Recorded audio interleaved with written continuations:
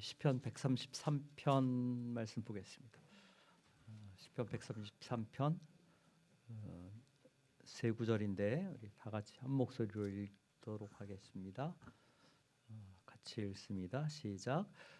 보라, 형제가 연합하여 동거함이 어찌 그리 선하고 아름다운고, 머리에 있는 보배로운 기름이 수염 곧 아론의 수염에 흘러서 그의 옷깃까지 내림 같고, 헐몬의 이슬이 시온의 산들에 내림 같도다. 거기서 여호와께서 복을 명령하셨나니 곧 영생이로다. 아멘. 1박 2일 잘 재미있게 보내셨습니까? 아직 오고 계신 분들도 있는 것 같은데, 처음 하는 시도인데다가 또 여러 가지 불편한 점들도 있고 어려운 점들도 있고 했을 것 같습니다. 또 그러나 이제 제가 바라는 것은 여러분들에게 이 1박 2일이 글쎄요, 불편한 기억보다는 그 좋은 기억들이 이렇게 많이 남는 시간이었으면 하는 이제 생각을 합니다. 그리고 이제 지난 수요일 날 이야기했던 것처럼 우리 공동체 삶에서 조금 다른 사람을 조금 더 넓은 시각으로 이해하는 마음으로 이렇게 볼 수 있는 기회가 됐으면 또 그런 기회가 됐기를 그렇게 바랍니다. 사실 이제 서로 다른 사람들이 이렇게 같이 모여 지낸다는 것은 굉장히 불편한 일이죠. 더구나 이제 요즘은 사회 전반에 개인주의가 심해져 가고 공동체가 이렇게 무너져가는 그런 때잖아요. 그러니까 누군가와 섞이기보다는 가급적 그냥 혼자 지내는 것이, 또 혼자 하는 것이 편하다, 이렇게 생각을 하기 쉽습니다. 그런데 오늘 이 시편 133편에서 시편 저자인 다윗은 그 일반적인 기류와 전혀 다른 이야기를 하죠. 보라, 형제가 연합하여 동거함이 어찌 그리 선하고 아름다운고, 그렇게 얘기합니다. 이게 동거라는 말을 쓰지만 일반적으로 약간 이제 안 좋은 뉘앙스로 쓰이는 경우들도 있지만, 쉽게 말하면 그냥 함께 사는 것이죠. 그래서 이제 공동체를 이루어 사는 것, 이게 고대로 말하면 한 부모의 자녀인 형제자매들이 혹은 혈족이 함께 이렇게 거주하는 그런 생활을 이야기를 합니다. 그러니까 대가족 생활 같은 그런 이미지를 여기서 보여주는 것이죠. 근데 이걸 이제 우리가 영적으로 적용하면 우리는 육적인 한 부모의 자녀가 아니라 영의 아버지신 하나님의 한 자녀죠. 그리고 예수 그리스도의 피를 받아, 우리 찬양한 것처럼 한 피 받아 한 몸 이룬 그 찬양처럼 영적인 혈족을 이룬 공동체죠. 그래서 그 공동체로 우리가 함께 살아가는 것입니다. 그런데 이제 다윗은 이런 공동체적인 삶이 너무너무 아름답다, 그렇게 얘기해서 얼마나 아름다우면 첫 마디를 보라라는 말로 시작을 합니다. 이 보라라는 말은 단순히 이렇게 그냥 그 주의를 환기시키는 말이라기보다는 감탄이죠. 그러니까 영적인 공동체를, 하나님 나라 백성 공동체를 생각하니까 이 다윗이 감탄성을 발할 수밖에 없었던 것이죠. 그래서 보라라는 말로 첫 마디를 시작합니다. 그리고 이제 우리말 성경은 어찌 그리 선하고 아름다운 고가 1절에 맨 뒤에가 있는데, 원래 히브리어 순서대로 하면 이것이 앞에 나오는 거예요. 그러니까 보라, 어찌 그리 선하고 아름다운가, 이렇게 얘기를 하는 거죠. 공동 번역은 이렇게 번역합니다. 이다지 더 좋을까, 이다지 더 즐거울까, 이렇게 번역을 해놨어요. 그러니까 굉장히 공동체적인 삶이 즐겁고 흠모할 만하다 하는 것입니다. 이게 이제 선하다라는 말은 우리가 이제 흔히 아는 그 토브라는, 그냥 영어의 굿 같이 그냥 좋다라는 말이에요. 근데 이제 아름답다라는 말은 굉장히 다양한 어휘를 가진 말입니다. 나임이라는 단어인데, 이것은 사랑스럽다, 즐겁다, 달콤하다, 매력적이다, 친근하다, 이런 굉장히 다양한 단어가 의미가 있어요. 제가 말씀 준비하다 든 생각이, 야, 누가 딸을 낳으면 아들 낳아도 괜찮은데 이름을 나임이라고 지어도 괜찮겠구나 이런 생각을 혼자 했어요. 근데 이 나임이라는 뜻이 굉장히 그 친근감을 주는 그런 언어예요. 이 이제 단어의 그 어휘를 이렇게 쭉 생각해 보면 어떤 이미지가 이렇게 그려지잖아요. 제가 이제 이 말씀 보면서 든 생각은 저나 여러분이 한누리교회라는 이름을 딱 들었을 때 이런 이미지가 마음에 떠오를까라는 생각을 좀 해봤습니다. 야 하는 감탄성이 절로 나올까? 주일을 맞아 예배당에 예배를 드리러 나오는 그 시간이 되면 정말 마음이 즐겁고 기쁠까? 또 기분이 좋고 기대감에 차오르고 가슴이 벅차오르고 그런 경험들을 하는가? 또 정말 누구를 향해서 보라라고 외칠 만큼 이 공동체가 그렇게 자랑스럽고 사랑스러울까? 바라기는 그렇게 됐으면 하는 마음입니다. 이 시편지 저자인 그 다윗이 이런 탄성으로 시작하는 것은 이 이스라엘 백성, 하나님 나라 백성에 대한 사모함과 사랑함이 있기 때문에 그렇죠. 그만큼 그 이스라엘을 사랑하는 마음이 있는 거예요. 그만큼 그 이스라엘이 자신에게 소중하고 또 귀하게 생각되는 것이죠. 이제 이 시편 133편을 읽으면 종종 우리는 이런 생각을 해요. 이거는 현실과 거리가 먼 공동체 이야기야. 이렇게 생각하기 쉬워요. 그렇죠? 이런 공동체는 마지막 날 하나님 나라가 극치로 완성을 이루어야만 그때라 볼 수 있는 것이지 현실에서는 없는 거야. 이렇게 이제 생각하기가 쉽습니다. 그런데 이 시편을 읽으면서 뭐 이 시편만 그런 얘기라 이제 보통 일반적으로 시편을 읽을 때 우리말 성경은 이제 표제를 절수에 포함을 안 시키고 그냥 괄호 안에 넣어놔요. 그래서 우리가 성경을 읽을 때 표제를 놓치기가 쉽습니다. 근데 히브리어 성경은 원래 표제가 1절이에요. 그래서 이 133편은 4절까지 있는 그런 성경인 거죠. 그래서 표제가 굉장히 사실은 그 시편을 이해하는데 중요한 시편이에요. 근데 이 시편은 뭐라고 돼 있냐면 성전에 올라가는 노래라고 돼 있어요. 그러니까 왜 성전에 올라갈까? 당연히 예배하러 올라가겠죠. 120편부터 134편까지가 성전에 올라가는 노래예요. 이게 이제 순례시라고 하는데 예루살렘 성전에 순례자들이 예배하러 가면서 그때 뭘 불렀겠어요? 바로 이 133편 찬양을 불렀겠죠. 다윗이 썼는데 이스라엘 사람들은 성전을 향해 예루살렘을 향해 올라가죠. 왜 그러냐면 예루살렘이 높은 데에 있기 때문에. 단순히 높은 데에 있기 때문만이 아니라 이 예루살렘이 성전이 그들의 삶의 중심이기 때문에 그렇죠. 우리나라도 보통 서울은 올라간다 그러죠. 항상 서울이 이렇게 중심에 있으니까. 그런 개념인데 그들의 삶의 중심에 성전이 있는 거예요. 근데 우리말 표제는 성전에 올라가는 노래 이렇게 돼 있지만 원래는 성전에라는 말이 없어요. 그냥 올라가는 노래예요. 그냥 올라가는 노래 그리고 올라간다 그러면 그 사람들은 다 뭘 생각해요? 예루살렘, 성전 이렇게 생각을 했던 거죠. 그러니까 그만큼 그 성전에 대한 예배에 대한 공동체에 대한 그런 어떤 그 사모함이 있었던 거죠. 저는 이제 우리 한누리교회 이 공동체의 삶도 그랬으면 하는 바람이 있고 우리의 모임이나 예배가 늘 여러분에게 사모함이 되고 기쁨이 되고 힘이 되고 했으면 하는 마음이 있습니다. 자, 이런 그 공동체적인 삶의 아름다움이 매력이 어디에 있을까? 그 본질적인 내용이 뭘까? 그게 뭘까요? 보라 어찌 그리 선하고 아름다운고 이제 히브리어 문장대로 하면 이렇게 되세요. 보라 어찌 그리 선하고 아름다운고 형제가 연합하여 동거하는 것이 그리고 끝나는 게 아니라 거기에 한마디가 붙었어요. 뭐라고 붙었어요? 연합하여라는 말이 붙어 있어요. 이제 영어 성경으로 읽으면 연합한다 하는 유니티라는 말이 이제 그 단어가 인이라는 전치사로 붙어져 있어요. 근데 원래 히브리어 성경에는 인이라는 전치사가 없습니다. 이제 연합이라는 말이 뭘로 그건 하나라는 말인데 하나라는 말이 그러니까 여러분 우리말 뭐 감, 배, 사과 이러잖아요. 그처럼 감이라는 이제 그 접속과 같은 단어로 연결돼 있는데 이 감이라는 말은 무슨 얘기냐면 나아가 더욱이 또한 이런 식의 의미가 있어요. 그러니까 보라 어찌 그리 선하고 아름다운고 형제가 연합하여 동거함이 더더욱 하나 되어 이렇게 얘기하는 거죠. 그러니까 이게 무슨 얘기예요? 아무리 함께 모여 있어도 연합이 없으면 하나됨이 없으면 일치가 없으면 전혀 아름답지 않은 거예요. 그죠?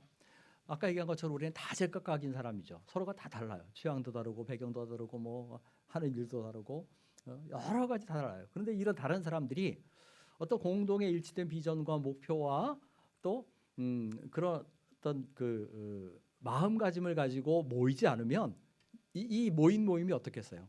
혼란과 무질서죠. 그죠? 뒤죽박죽이고 전혀 아름답지 않겠죠. 그래서 공동체의 삶에 있어서 그 선하고 아름다운 것에 굉장히 중요한 내용이 뭐냐? 그것이 연합이다, 하나 됩니다 하는 것입니다. 만약에 그렇지 않고 모여 있게 되면 어떤 때는 경우는 마치 오월동주라고 그러죠. 오나라 사람하고 올라 사람이 한 배, 원수가 한 배에 탄 거죠.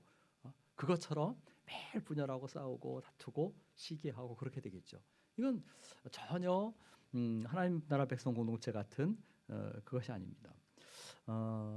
우리가 비록 다양한 지체들이 여기에 있지만 그리스도 안에서 하나의 몸을 이뤄서 하나의 비전을 향해 하나의 목표를 향해 그렇게 나가는 사람들이 됐으면 또 그렇게 될 때 저나 여러분의 우리가 가진 다양함이 뭘로 나타나냐면 나눔으로 나타나는 것이 아니라 공동체를 풍성하게 하는 것으로 나타나죠. 그래서 이런 풍성함을 우리 모두가 누리게 되기를 간절히 바랍니다. 자, 그런데 이제 이 공동체의 연합의 핵심은 어디에서 나타나느냐? 그것은 예배에서 나타난다 하는 겁니다. 아까 이제 얘기한 것처럼 이 시편 133편은 무슨 노래예요? 성전에 올라가는 노래, 순례시예요. 그죠? 그러니까 다윗은 이 시편을 쓰면서 믿는 자가 경험하는 연합의 극치를 어디서 발견했을까요? 예배에서 발견한 거죠. 성전에서 함께 드리는 예배에서. 함께 하나님을 찬양할 때, 함께 하나님 앞에 기도할 때. 그러니까 매주일 우리가 예배당에 모일 때 여기서 우리가 뭘 발견하는 것이냐면 함께 한 자리에 앉아 예배하는 데서 우리의 하나됨의 그 가장 아름다운 모습을 보게 되는 것입니다. 때때로 보면 이제 그 나홀로 신앙을 추구하는 사람들이 많이 있어요. 특히 이제 3년이라는 비대면, 그러니까 코로나 시대를 겪으면서 비대면 예배가 점점 자연스러워집니다. 그러니까 교계에는 심지어 그 인터넷 교회를 실제로 하시는 분들도 있어요. 뭐또 꽤 알려진 분들도 인터넷 목회한다 이렇게 공표를 해서 이런 그 대면하는 공동체가 없어져가는. 이제 저도 이제 그런 것에 대해서 예를 들면 전도든지 선교적인 차원에서 그걸 활용한다 그러면 뭐 어느 정도 이해는 가는데 그것이 진짜 현실의 로컬 처치 같은 그런 개념으로는 맞지 않는다고 생각을 하거든요. 근데 어찌 됐든 우리가 점점 그러다 보니까 모이는 것에 대한 부담을 갖습니다. 그런데 하나님은 혼자인 것보다 함께인 것을 더 좋아하셔요. 본질적으로. 왜요? 지난 수요일도 얘기했는데 하나님은 뭐예요? 성부, 성자, 성령, 삼위예요. 위격이 셋이죠. 그래서 본질적으로 하나님은 창세전부터 영원전부터 뭐 하고 계셔요? 세 분이 교제하셔요. 세 분이 사랑하셔요. 그러니까 하나님은 혼자 있는 것을 못 보시는 거예요. 그래서 제가 이제 여러분들 결혼 예비 교육하면 창세기 가지고 얘기할 때 자, 첫날부터 하나님이 창조를 쭉 하시는데 보시기 좋았더라 그러시잖아요. 그죠? 근데 딱 한 번 좋지 않았다고 하신 데가 있었어요. 최근에 결혼한 그 예음이하고 그 부부가 제일 잘 알 텐데 언제 안 좋다고 그랬어요? 아담이 독처하는 것이 좋지 않았다 그랬어요. 그리고 여섯째 날에 하나님이 아담을 짓고 나서 하신 말씀이 마지막에 하신 말씀이 뭐예요? 보시기에 심히 좋았더라 그래요. 그 전에는 심히라는 말이 없어요. 그러니까 혼자 있는 거 보기가 안 좋은 거죠. 하나님이 기뻐하시지 않는 거예요. 그런데 부부도 그런데 이 공동체적인 삶 자체도 그렇다는 겁니다. 그래서 하나님은 언제나 함께하는 것을 좋아하셔요. 그래서 저와 여러분이 정말 하나님이 보시기에 심히 좋은 공동체를 이루었으면 하는 바람이 있습니다. 자, 하나 되어 살고 하나 되어 예배하고 하는 공동체가 아름답고 하나님 보시기에 귀하죠. 그런데 이렇게 공동체가 연합해서 누리는 복을 다윗은 두 가지 비유적인 표현으로 얘기해요. 하나는 제사장의 머리에 기름을 붓는 일, 또 하나는 헐몬산의 이슬이 흘러내리는 일. 자, 출애굽기에 보면 제사장을 임직할 때 그 머리에 기름을 붓죠. 특히 대제사장의 그 임직식을 염두에 두고 얘기를 하는데 이 머리에 기름을 부으면 어떻게 해요? 아론의 수염에 내리고 옷깃에 내리고 그다음에 가슴에 뭐가 있어요? 이스라엘 12지파를 상징하는 그 흉패에 12보석이 물려 있어요. 이 기름이 이렇게 쭉 흘러내려가는 거죠. 이건 뭘 상징하냐면 그 제사장을 성결하게 하는 것처럼 연합회 하나님 앞에 예배하는 공동체를 하나님이 어떻게 하셔요? 거룩하게 받으시고 성결하게 하시는 것입니다. 그리고 그 복이 그 이스라엘 12지파에 다 골고루 미치는 것, 그것을 상징적으로 보여줘요. 그러니까 우리가 거룩함을 누리고 또 하나님의 복됨을 누리는 게 언제냐? 함께 예배할 때. 이게 특히 제사장과 관련된 이미지니까 더더욱 그렇죠. 그 다음에 이제 3절에서는 이 공동체의 복됨을 헐몬의 이스라엘에 비유를 합니다. 그러니까 헤르몬산, 헐몬산은 이스라엘 그 북쪽에 있는 예루살렘에서 한 200km 떨어져 있는 그 북쪽에 있는 산이에요. 근데 높이가 한 3,000m 정도 됩니다. 그러다 보니까 이제 고봉이다 보니까 우리가 뭐 그 알프스든지 뭐 후지산도 그렇고 뭐 종종 이 큰 높은 산들 보면 눈이 늘 사시사철 있잖아요. 그것처럼 헐몬산도 늘 눈이 있는 겁니다. 근데다가 이제 지중해에서 이렇게 바람이 불면서 구름을 몰고 오면 이 봉우리가 너무 높으니까 구름이 넘어가지 못하고 거기 걸려요. 그럼 뭐가 되겠어요? 이슬이 돼서 비가 돼서 이렇게 내리겠죠. 그래서 헐몬산은 늘 물이 풍부한 겁니다. 근데 이스라엘은 건기와 우기가 뚜렷하잖아요.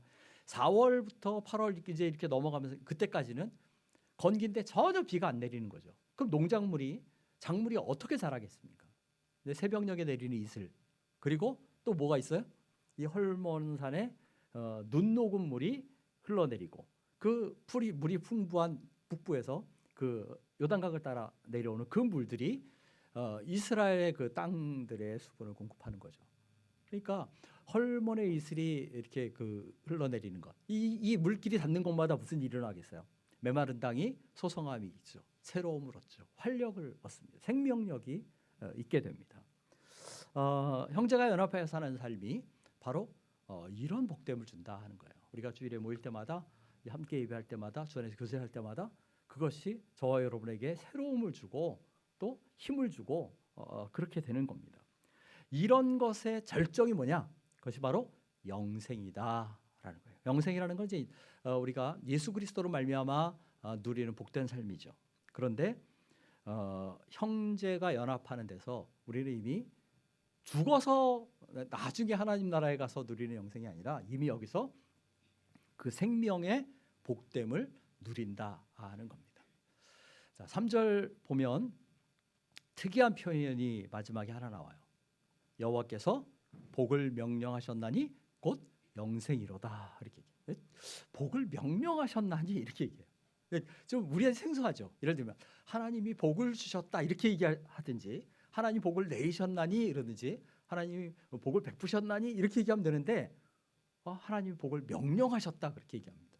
왜 이런 표현을 쓸까요? 하나님 복을 명령하셨다. 이게 무슨 의미일까요?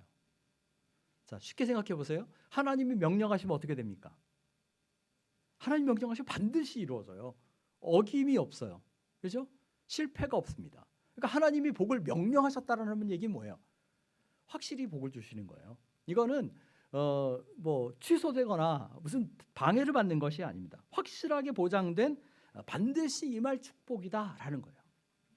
오늘 더구나 이제 이 말이 명령하셨다라는 말은 미래형이 아니라 완료형이에요. 하나님이 복을 명령하실 것이라든지 하나님 복을 내려주실 것이가 아니라 이미 과거형으로, 그러니까 완료형으로 돼 있어요. 그러니까 공동체를 사모해서 예배 자리에 나오고 함께 서로 더불어 살아가는 것을 귀하게 여기고 아름다운 공동체를 이루어가는 사람들에게 하나님이 뭘 확실하게 주셔요? 복을 확실하게 내리신다 하는 겁니다. 우리 하늘의 교회가 이런 하나님의 복을 누리는 공동체가 되기를 간절히 바랍니다. 우리 찬양하겠습니다. 221장입니다.